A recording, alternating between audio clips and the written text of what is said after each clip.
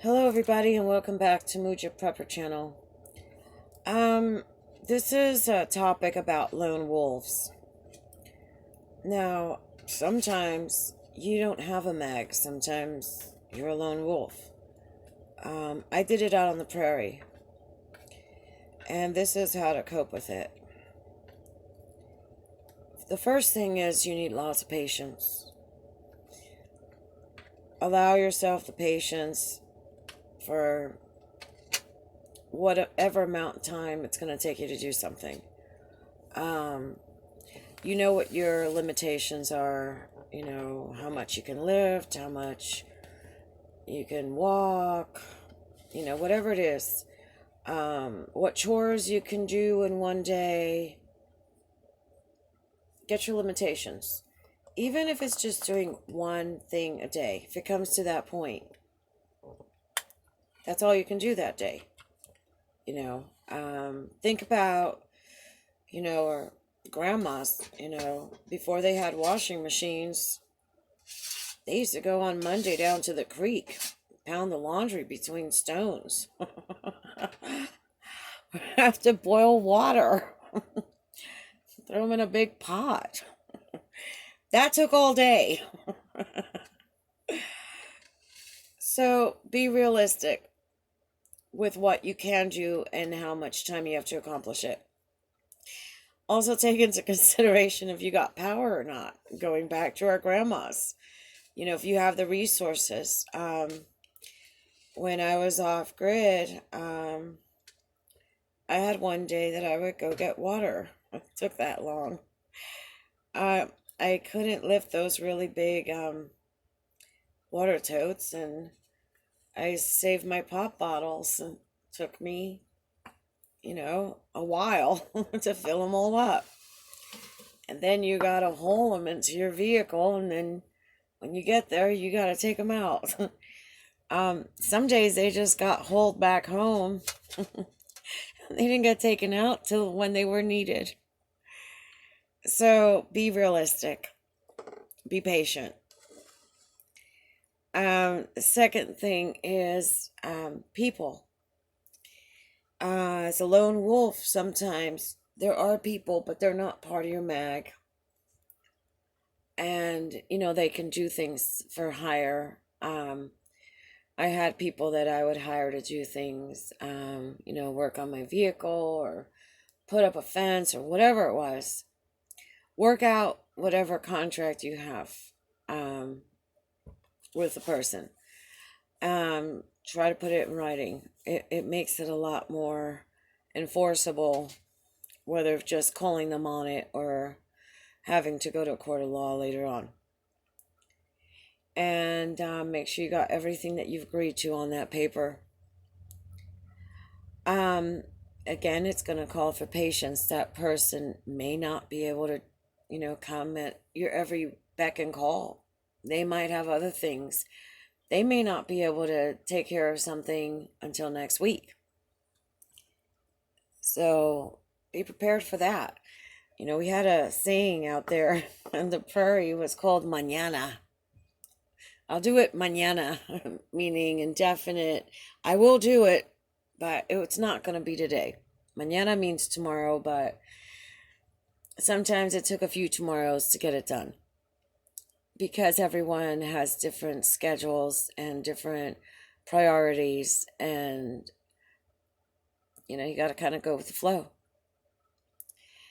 Number 3 would be cutting relationships out of your life. Sometimes you have someone in your inner circle that they're not reliable, they're not trustworthy, you have a falling out, irreconcilable differences between you, and the relationship must end.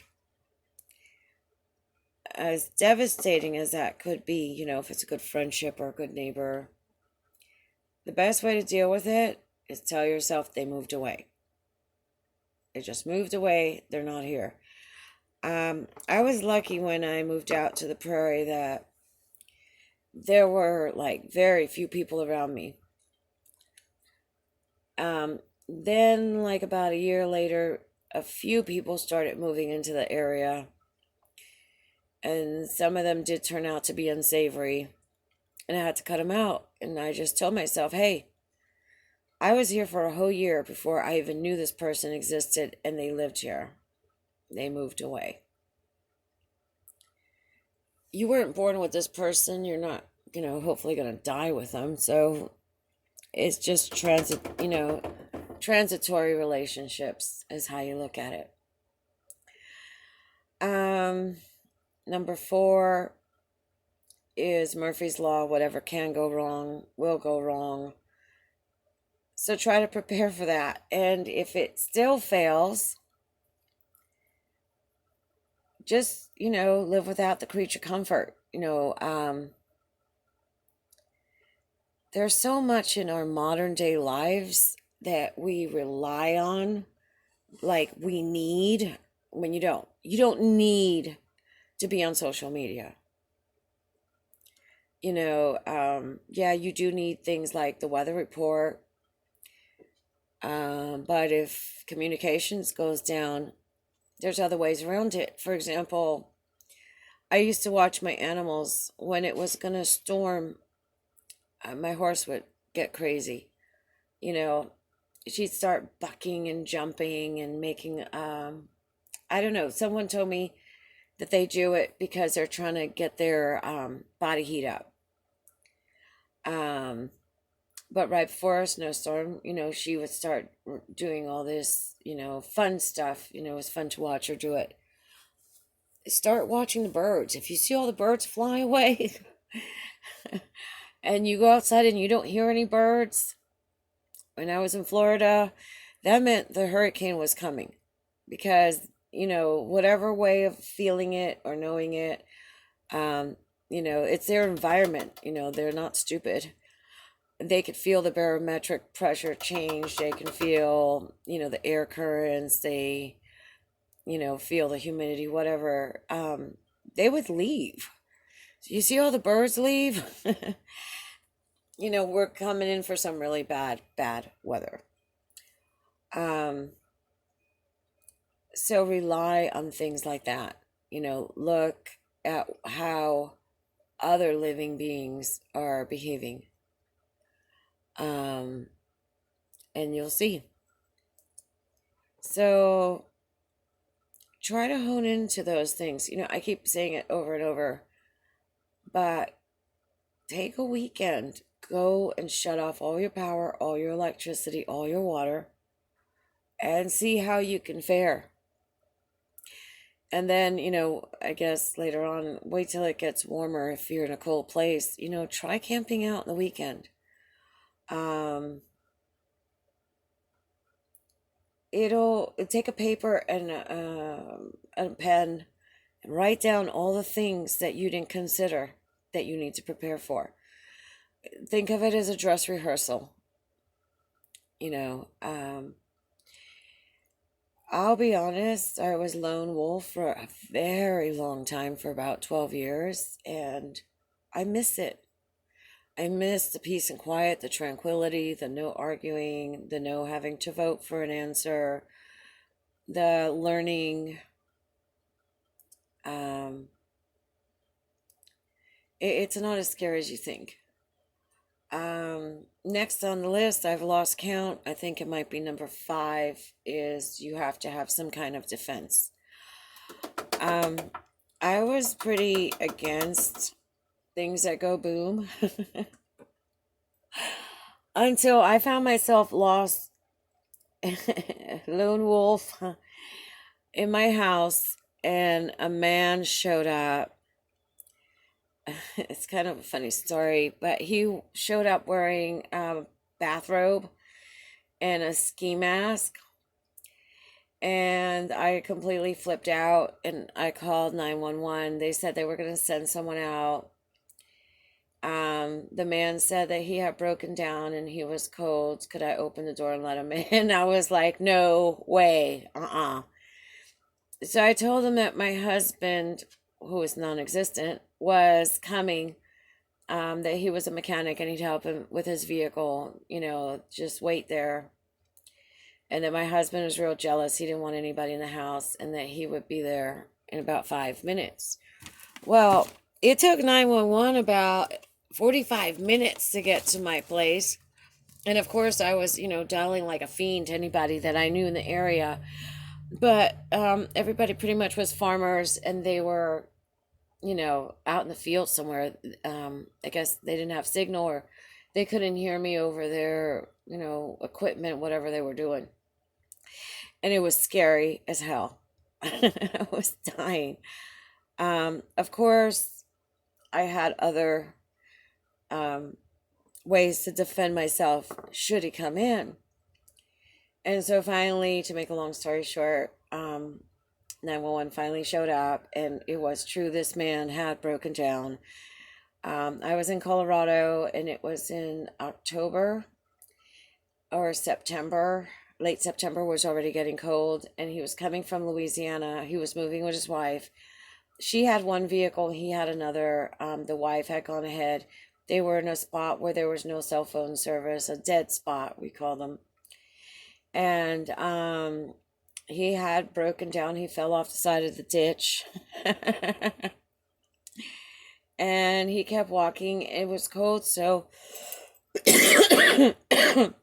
he found a ski mask because they were going to go skiing in Colorado after they had moved in. And he didn't have a coat or anything, so he just got the bathrobe. It was scary, very scary moment. And so, 911 helped him. And then as soon as he was gone, I went out to go acquire my gadget. Let's call it that. And I've been pro gadgets ever since then because you don't realize how long a minute is until you're sitting there waiting for someone to come rescue you. So those are a few of my tips on Lone Wolf.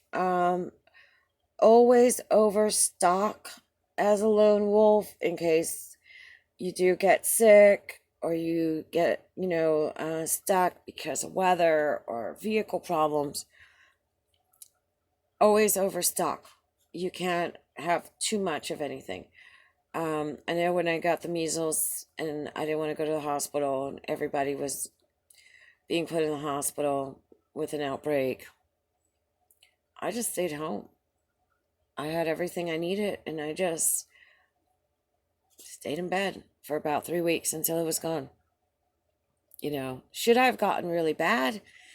Yeah, I would have gone to the hospital, but they were putting everybody in the hospital, especially if you were an adult. So luckily, since I had food and water and clothes that were clean, I was good. All right, so I hope you like this Lone Wolf tips. If I think of more, I'll make a part 2 video. Give it a thumbs up if you liked it. Subscribe if you haven't. And comment down below if you have any other Lone Wolf tips that you know of. Be interesting. I'm always wanting to learn from others. So good luck to you. Stay safe. And you can do it.